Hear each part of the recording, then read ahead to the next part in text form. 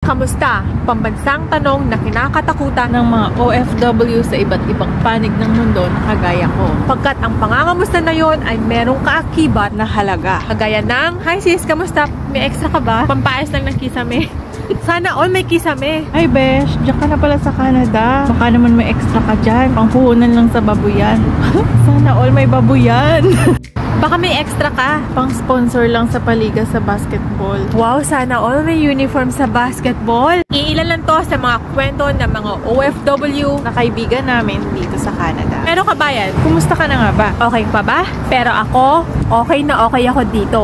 Hindi marangya ang buhay, Pero maayos. pero ang kapalit nun, Ang pagtitiis dahil ilya-milya ang layo namin sa aming pamilya. at malayo sa mga tunay mong kaibigan. Ano ulit? Tunay! Kaya sa susunod, pag mangangamusta ka, Gawin mo namang sincere, besh. Huwag yung may kasamang agenda. Kung may pautang. Ganun. ikaw kabayan, Anong kwentong pangangamusta mo? kasi iniisip nila kapag OFW ka, Pag-apak mo pa lang sa bansang pinuntahan mo, mayaman ka na agad. at yan ang next topic natin. Please like and subscribe! Bye! Eto, pinipilit mga buhay. Pinipilit namin maging dahon.